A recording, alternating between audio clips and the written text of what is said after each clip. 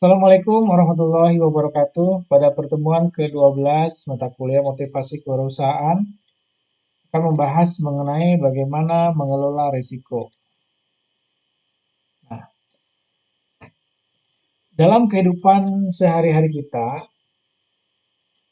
tidak akan terlepas dari yang namanya risiko.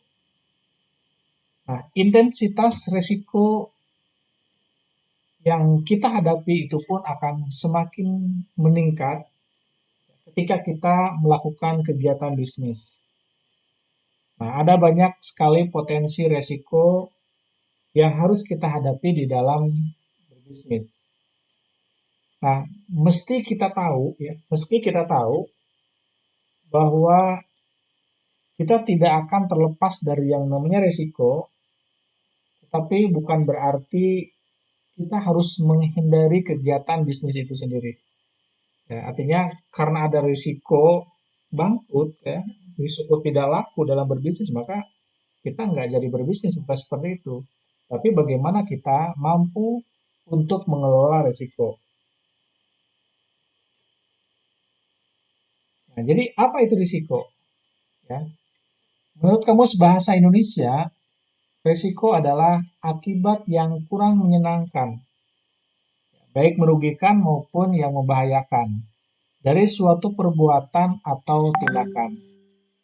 Risiko adalah kemungkinan terjadinya sesuatu yang merugikan, yang tidak diduga atau yang tidak kita inginkan. Jadi kemungkinan terjadi, artinya kemungkinan itu berarti kan di masa yang akan datang. Mungkin sesuatu akan terjadi. Mungkin rugi kalau kita usaha, mungkin juga untung gitu ya. Jadi ada kemungkinan-kemungkinan. Kemungkinan untung ya menguntungkan buat kita. Kemungkinan rugi ya itulah resiko ya yang harus kita hadapi. Nah, resiko juga berkaitan dengan ketidakpastian ya, karena sesuatu yang akan datang ya kita tidak akan mampu untuk memprediksi. Tapi setidaknya kita mampu mengkalkulasi ya. Kita mampu mempersiapkan diri. Kalau misalnya cuacanya memang suka hujan, maka kita persiapkan diri untuk membawa payung gitu ya. Kalau sekiranya eh, perjalanan itu akan kalau kita misalnya pakai motor, ya maka kita harus persiapkan jas hujan tentunya gitu ya. Nah, itu adalah persiapan-persiapan yang harus kita rencanakan sebelumnya untuk meminimalisir resiko yang akan terjadi di masa yang akan datang. Nah, resiko itu pun adalah konsekuensi yang memunculkan dampak yang merugikan. Karena suatu yang belum terjadi kita tidak tahu ya. Hanya saja kita bisa mempersiapkan ya untuk menghadapi resiko yang akan datang tersebut. Nah, resiko dalam pengambilan keputusan bisnis. Nah, inti utama dari resiko itu adalah pengambilan keputusan. Kalau kita seorang pemilik bisnis, berarti kita harus punya yang namanya jiwa kepemimpinan. Ya, nanti akan dibahas di pertemuan-pertemuan berikutnya. Kunci utama seorang pemimpin adalah memutuskan atau mengambil keputusan. Itu adalah tugas utama dari seorang pemimpin. Nah, keputusan yang kita ambil tentunya adalah eh, ada konsekuensi yang melekat pada keputusan. Itu adalah resiko. Ya. Keputusan bisnis, misalnya keputusan untuk ekspansi, keputusan untuk pengembangan, keputusan untuk melakukan rotasi pegawai, keputusan untuk membeli mesin, keputusan untuk eh, apa namanya merencanakan sebuah produk itu adalah keputusan-keputusan yang kita ambil. Nah, resiko-resikonya itu juga pasti akan mengikuti ya. Misalnya produk baru laku atau tidak, nah, itu resikonya ya. Tidak laku misalnya, tidak direspon oleh pasar, itu adalah resiko. Tapi bagaimana kita mampu untuk mengelola resiko tersebut. Nah, kalau berani ambil resiko, maka rezeki akan datang. Ini menurut Rudy Chandra ya. Nah, tentu di dalam mengelola resiko, ada yang namanya manajemen risiko. Ini mungkin pembahasannya akan jauh lebih lebih luas lagi ya. Tapi coba kita eh, nanti kita persempit ya ruang lingkupnya. Nah, manajemen risiko adalah kultur, proses, dan struktur yang diarahkan untuk merealisasikan peluang potensial dan sekaligus mengelola dampak yang merugikan. Nah, di sini ada tiga kata kunci yaitu adalah kultur. Kultur itu adalah budaya. Ya, budaya itu adalah kebiasaan. Kalau dalam perusahaan itu ada yang namanya budaya perusahaan. Nah, budaya perusahaan dibentuk oleh perilaku-perilaku orang-orang yang ada di dalam perusahaan. Ya. Misalnya kebiasaan si A, kebiasaan si B, kebiasaan si C, karena berbeda latar belakang sehingga eh, diterapkanlah di perusahaan. Nah, kebiasaan-kebiasaan si A diikuti oleh si B, si C, kebiasaan si B diikuti oleh si C, si D, dan sebagainya, itu akan membentuk sebuah budaya ya di dalam perusahaan. Nah, penting sekali itu untuk menjaga kultur, menjaga budaya di dalam sebuah perusahaan. Nah, karena ini akan si budaya ini ya yang harus diarahkan untuk menyelesaikan peluang potensial. Artinya budaya-budaya yang baik kita harus angkat, ya, pertahankan. Budaya-budaya yang jelek kita harus bisa meminimalisir. Dan berikutnya adalah proses. Nah, proses ini adalah eh, bisa cara kerja, ya, atau aliran kerja, gitu ya, ataupun bagaimana perusahaan itu bekerja, ya, proses, dan juga struktur. Nah, struktur, ya, bagaimana eh, keputusan diambil, ya, bagaimana pembagian kerja, bagaimana mengelola SDM dan sebagainya. Nah, dan kesemuanya ini itu diarahkan untuk merealisasikan peluang potensial. Artinya bagaimana eh, dari kultur, proses dan struktur ini dapat diarahkan untuk eh, merealisasikan peluang potensial atau menuju kepada visi misi perusahaan, ya. Dan sekaligus mengelola dampak yang merugikan, yaitu adalah mengelola bagaimana resiko ini dikelola, gitu ya. Nah, manajemen risiko pun ya, dapat diartikan sebagai metode penanganan sistematis formal. Sistematis formal, apa itu sistematis ya? Sistematis itu secara berurutan gitu ya. Formal itu ya baku gitu ya. Jadi sistematis formal artinya secara berurutan, secara bersinambungan gitu ya. Yang dikonsentrasikan pada pengidentifikasian dan pengontrolan peristiwa atau kejadian yang memiliki kemungkinan perubahan yang tidak diinginkan. Nah, ada motivasi di dalam pengambil risiko. Yang pertama adalah menginginkan pengembalian yang sepadan. Nah, itu mampu mengakulasi risiko. Kenapa menginginkan pengembalian yang sepadan? Kita seringkali mendengar risiko semakin tinggi maka keuntungan akan semakin besar. Ya, artinya semakin tinggi risikonya maka keuntungan yang didapatnya akan semakin besar. Itu kita sering mendengar istilah-istilah itu. Ya, karena mereka mau mengambil risiko itu karena ada pengembalian yang sepadan dengan risiko yang dia ambil.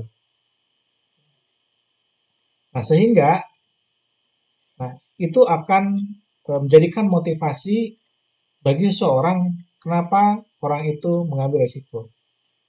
Yang kedua, ya, itu karena kepepet, tidak mampu kalkul risiko atau tidak tahu risiko yang dihadapi. Nah, orang kepepet biasanya karena tekanan-tekanan, ya, motivasinya karena tekanan, ya, tekanan hidup, ya, tekanan misalnya karena tidak punya pekerjaan, atau yang punya pekerjaan tapi penghasilannya kecil, kemudian sementara kebutuhannya cukup banyak.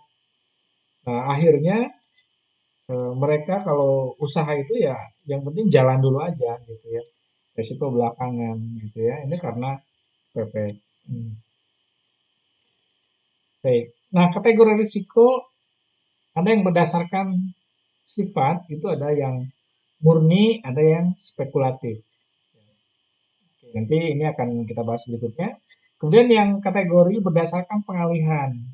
Nah, itu yang dapat dialihkan dan tidak dapat dialihkan. Yang dapat dialihkan misalnya dialihkan ke konsumen, ya. Tidak dapat dialihkan artinya dikelola sendiri, kan ya. Nah, kemudian berdasarkan kemunculannya, bahwa resiko itu bisa muncul dari internal perusahaan ataupun dari eksternal. Internal perusahaan berarti dari pengelolaan perusahaan, ya. Misalnya internal perusahaan itu SDM gitu ya. Kemudian produksi, ya, ada cacat apa produksi dan sebagainya, itu adalah risiko. Kemudian apa hubungannya dengan eksternal? Eksternal itu misalnya berhubungannya dengan pemerintah, kemudian dengan pemasok gitu ya. Tiba-tiba pemasok meningkatkan harga bahan bakunya gitu ya, atau misalnya pemerintah itu membatasi bahan baku dan sebagainya, atau terkait dengan aturan-aturan, ya.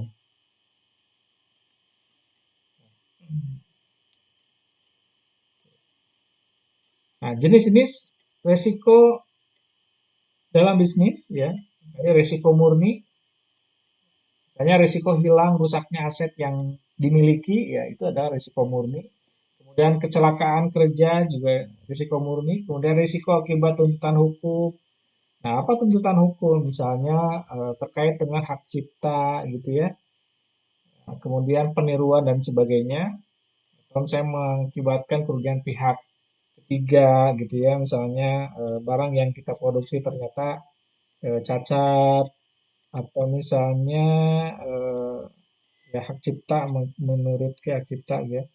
Kemudian resiko operasional lainnya dan juga bencana alam. Nah, ini adalah resiko-resiko murni. Ya. Kemudian ada resiko yang spekulatif, misalnya resiko perubahan harga, ya perubahan baik harga input maupun harga output. Resiko perubahan harga input, misalnya untuk bahan baku, kita tidak bisa, misalnya bahan baku itu pasar naik ya kita harus mengikuti gitu ya, karena mereka juga punya patokan harga. Nah, tapi bagaimana kita mengelola resiko dari perubahan harga input? Misalnya, kalau kita bisnisnya makanan, ya, yang memerlukan bahan baku setiap hari, itu kita bisa kerjasama dengan supplier-supplier yang mampu mengirim barang setiap hari, gitu ya, dengan harga yang sudah ditentukan di awal. Ya, kita kontrak misalnya dengan jangka waktu tertentu sebulan, 3 bulan, atau sesuai dengan kesepakatan. Ataupun misalnya perubahan harga output. Nah, ini kenapa? Eh, apa dampaknya? Nah, spekulasi misalnya perubahan harga output, karena produk itu sangat menumpuk banyak, maka bagian pemasaran itu memutuskan untuk menjual produk dengan harga yang lebih murah dari yang seharusnya, ya. Itu perubahan harga output, gitu ya. Nah, kemudian berikutnya adalah risiko kredit. Nah, ini jika perusahaan melakukan kredit di dalam penjualan barangnya. Resiko tidak tertagih, pelanggan atau konsumen tidak membayar, itu akan seringkali kita mendengar terjadi di risiko kredit. Nah, bentuk kerugian yang akibat risiko, nah ada kerugian langsung, ada kerugian tidak langsung. Nah, kerugian langsung nominal yang harus ditanggung akibat dampak langsung risiko yang terjadi. Kerugian tidak langsung adalah kemungkinan sales profit yang gagal diterima. Ya, sudah ini kalau misalnya kita jual secara kredit yang tadi ya, kita berjual tapi pembayarannya gagal. Kemudian munculnya biaya operasional tambahan. Nah, kenapa muncul seperti ini? Ya, misalnya muncul biaya operasional tambahan itu di saat kita membuat produk ternyata ya bahan bakunya rusak misalnya ya. Kemudian tiba-tiba ada kesalahan pemotongan bahan baku. Ya, kemudian misalnya mesinnya rusak ya, sehingga di situ ada tambahan biaya operasional. Kemudian kesempatan investasi yang hilang. Ini juga kerugian tapi tidak langsung berdampak. Ya.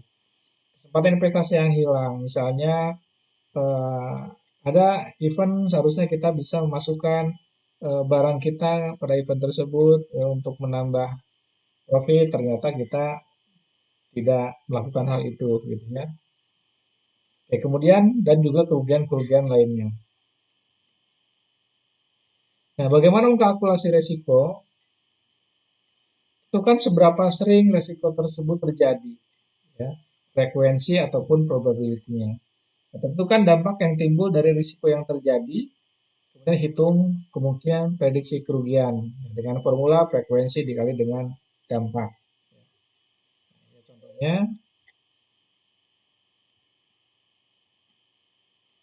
nah, risiko terjadinya pencurian barang dagangan frekuensi ya 1 bulan ini bisa terjadi 5 kali. Kemudian dampaknya dalam setiap kejadian rata-rata kerugian yang tanggung adalah 300.000. Nah, kemudian prediksi kerugiannya 5 kali 300.000, 1.500.000. Artinya dalam 1 bulan terdapat risiko pencurian barang dagangan yang berpotensi menyebabkan kerugian sebesar 1,5 juta. Ini sederhananya seperti ini ya. Kalau kerugiannya itu kerugian yang mudah diidentifikasi. Nah, bagaimana kita mengolah risiko? Nah, mulai dari risiko yang memiliki kemungkinan prediksi kerugian terbesar, ya, kita urutkan ke yang terkecil. Nah, risiko itu kalau kita lihat di apa namanya eh, urutannya, nah kerugian terbesar itu kalau kita lihat misalnya dampak atau materialitas bagi perusahaan. Kehilangan 100.000 kalau usahanya kecil ya, modalnya saja 500.000 itu akan sangat besar, sangat material. Gitu. Dibandingkan dengan hilang 10 juta tapi tidak material karena perusahaan itu modalnya itu udah miliaran misalnya gitu ya. Kemudian pilihan strategi pengelolaannya itu dapat kita kontrol supaya risiko-risiko itu tidak muncul. Misalnya dengan adanya SOP, dengan menerapkan adanya quality control. Ya. Kemudian pengontrolan di setiap mulai dari input sampai dengan output barang. Nah, itu juga untuk meminimalisir resiko yang muncul. Ya. Contoh ini resiko apa namanya produk yang gagal. Nah, kemudian resiko juga itu bisa ditransfer kepada pihak lain, misalnya konsumen, supplier, dan asuransi. Ya. Nah, strategi pengelolaan resiko dengan cara ditransfer ke pihak lain ini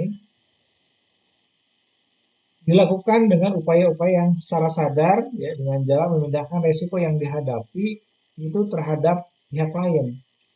Nah, tentunya untuk melakukan hal ini dapat dilakukan dengan eh, misalnya memindahkan resiko terjadinya kebakaran toko pada perusahaan asuransi. Ya.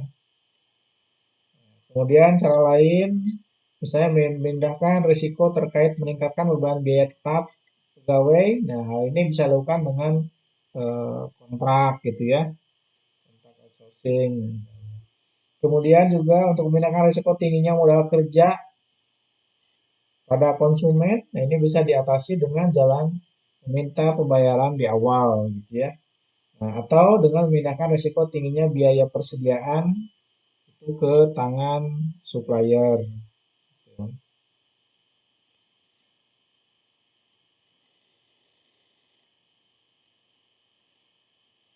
Nah, yang ketiga, risiko dibiayai sendiri. Nah, dibuat cadangan dana untuk membiayai jika risiko itu terjadi. Nah, dibiayai sendiri atau risk retention ini merupakan strategi pengelolaan risiko yang dilakukan dengan upaya-upaya ya menandai dampak yang mungkin ditimbulkan oleh risiko ya. Maksudnya konteks mendanai risiko ini dapat dilakukan dengan eh, dua cara ya. Itu menyiapkan cadangan dana, dana cadangan,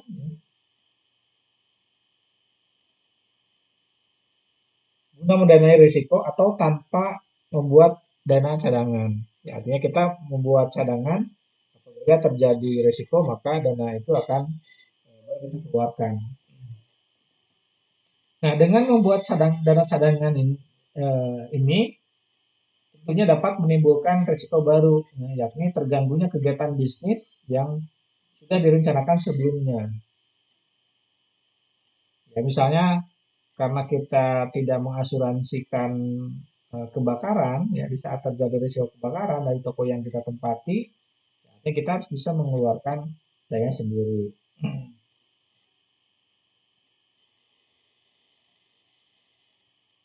Nah, apabila kebijakan pengelolaan risiko ada dibiayai tanpa ada dana cadangan, ya maka bisa jadi dana yang seharusnya digunakan untuk ekspansi usaha kita itu akan terpakai untuk biaya perbaikan toko, ya karena ekspansi pun bisa jadi gagal gitu karena apa resiko kita biaya sendiri, gitu ya.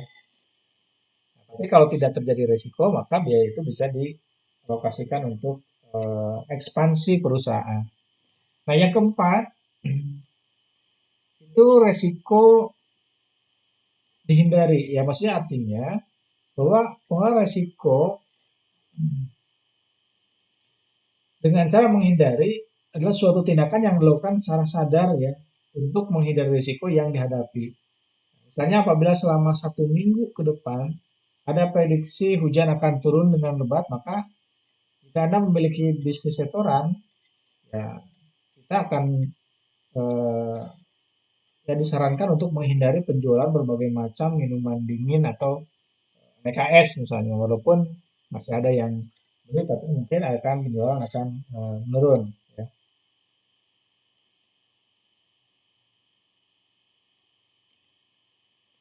Nah, bagaimana tahap mengidentifikasi resiko bisnis? Oke. Nah, ada 3 unsur penting ya dalam mengidentifikasi resiko bisnis. Nah, tentunya kita harus mengetahui keberadaan risiko. Kira-kira ini ada di bagian apa saja, bagian mana saja, ya. Risiko itu akan terjadi. Nah, sehingga kita mampu mengidentifikasi, mengetahui adanya risiko. Yang kedua adalah mengetahui penyebabnya risiko. Ya, kita tahu keberadaannya, ya, atau kita tahu terjadinya risiko. Dan ketiga, mengetahui keberadaan dan juga penyebab risiko. Artinya tidak hanya keberadaannya, tapi juga penyebabnya secara berbarengan diketahui. Ini penting ya untuk mengetahui keberadaan risiko, itu kira-kira penyebab risiko, keberadaan dan juga penyebab risikonya kita harus bisa eh, namanya mengidentifikasi. Nah, di dalam usaha itu ada kerugian yang potensial ya, yang terjadi pada risiko. Kerugian atas harta kekayaan, kerugian langsung dan kerugian tidak langsung, kerugian atas pendapatan, ya. Kemudian kerugian berupa kewajiban kepada pihak lain. Kerugian berupa kewajiban pihak lain, misalnya ya tuntutan dan sebagainya. Kemudian kerugian personil atau personal, ya. Kategori risiko untuk diidentifikasi ya dari risiko fisik, ya, kebakaran, kecelakaan, dan lain. Artinya risiko fisik itu risiko fisik perusahaan, ya. Kemudian risiko tenaga kerja, ya, ada yang sakit, ya, sering alfa dan sebagainya. Ini adalah risiko. Kemudian risiko sosial politik, perubahan pemerintah, manajemen, perubahan manajemen, ya. Kebijakan perusahaan juga ini akan berdampak pada sosial. Kemudian protes komunitas dan lain-lain. Ada risiko kewajiban, ya, tindakan hukum atau pembayaran kompensasi, ya, jika ada gugatan. Kemudian risiko keuangan, ya tentu risiko pasar, kredit, likuiditas, juga permodalan. Risiko operasional, risiko SDM, ya mengelola SDM, kemudian risiko produksi, ya, barang cacat, kemudian barang hilang dan sebagainya. Kemudian teknologi, ya kalau kita menggunakan teknologi bisa jadi jaringannya kurang bagus, ya perangkat hardware-nya, perangkat software-nya kurang bagus. Kemudian inovasi, nah kenapa ini risiko operasional ini inovasi? Ya, ya misalnya eh, inovasi pada produk, ya atau produknya apa sulit untuk dibuat gitu ya. Juga risiko operasional, kemudian sistem operasi, kemudian proses kerja dan lain-lain. Kemudian ada risiko strategis, risiko eksternalitas, risiko lingkungan, reputasi hukum dan lain-lain. Nah, metode pengidentifikasian kita bisa melihat risiko dengan melihat laporan keuangan. Kemudian juga bisa dengan analisis risiko. Nah, kalau laporan keuangan, ya risiko-risiko kita bisa menghitung. Misalnya kita menghitung EV, IRR, dan sebagainya, juga melihat struktur laporan. Kemudian kuesioner analisis risiko, nah kita bisa membuat ya pertanyaan-pertanyaan yang diberikan pada baik karyawan ya maupun pihak luar. Kemudian flowchart aliran barang, ya kita bisa melihat kalau ada flowchart gitu ya, bagaimana apakah flowchart ini sama nggak dengan yang dikerjakan gitu ya di lapangan. Ya, sehingga di saat ada penyimpangan dari flowchart, berarti di situ kemungkinan itu harus kita identifikasi. Kemudian metode interaksi, observasi, wawancara, studi dokumen. Ya, metode interaksi, observasi, artinya kita terjun langsung, ya, melihat proses, kemudian wawancara dengan para pegawai, kemudian yang melakukan pekerjaan, ya. Kemudian juga studi dokumen, ya, kita bisa melihat catatan-catatan, gitu ya. Kemudian inspeksi langsung, kita mendatangi eh, bagian yang diduga ya terjadinya resiko. Ya, kemudian ada interaksi eksternal, ini juga kita bisa mengukur dari adanya bagaimana interaksi dengan pihak luar. Dan analisis lingkungan, ya, resiko analisis lingkungan misalnya dampak yang diakibatkan oleh adanya perusahaan yang kita dirikan. Kemudian brainstorming, ya, membuat kelompok gitu ya, berdiskusi ya. Kemudian pengalaman pribadi atau juga intuisi. Jadi di sini pengalaman pribadi dan intuisi. Nah, intuisi itu adalah eh, pola pemikiran. Bagaimana suatu eh, kegiatan itu sudah terpola di dalam pikiran sehingga akan tahu bagaimana pola-pola yang terjadi di perusahaan. Misalnya sering melihat, sering mendengar ya terjadinya risiko atau terjadinya kecurangan ya maka di situ intuisinya adalah maka dia insting ya akan muncul ya. Slide terakhir, tips dan trik bagaimana menghadapi risiko. Perlu dipahami bahwa risiko tidak dijadikan penghambat untuk maju. Nah, risiko harus diambil sebagai konsekuensi menginginkan sesuatu yang lebih baik ya. Itu keberhasilan. Nah, identifikasi risiko apa yang berpotensi muncul di dalam bisnis. Dan identifikasi juga seberapa sering risiko itu muncul dan identifikasi seberapa besar dampak dari risiko yang muncul tersebut. Nah, berikut adalah siapkan langkah-langkah mitigasi risiko hanya pada risiko yang dominan atau prioritas. Untuk melakukan mitigasi risk, ya, mitigation risk, ya, pastikan Anda mampu menghitung dengan benar biaya yang harus dikeluarkan untuk mengelola risiko. Pastikan pula manfaat yang diperoleh dari pengelolaan risiko tersebut apakah bisa lebih besar dari biaya yang dikeluarkan. Jangan sampai kita terjebak oleh eh, apa namanya dengan resiko yang dihadapi ya resiko misalnya dampaknya kecil tapi kita sangat concern terhadap resiko yang kecil-kecil tersebut. Ya. Kita harus bisa mengkalkulasi mana resiko yang paling besar dan mana resiko yang memberikan dampak yang paling kecil. Sehingga kita mampu untuk mengelola resiko dengan baik.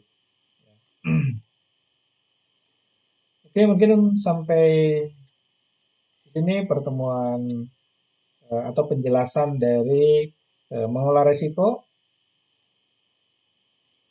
Terima kasih atas segera perhatiannya. Assalamualaikum warahmatullahi wabarakatuh.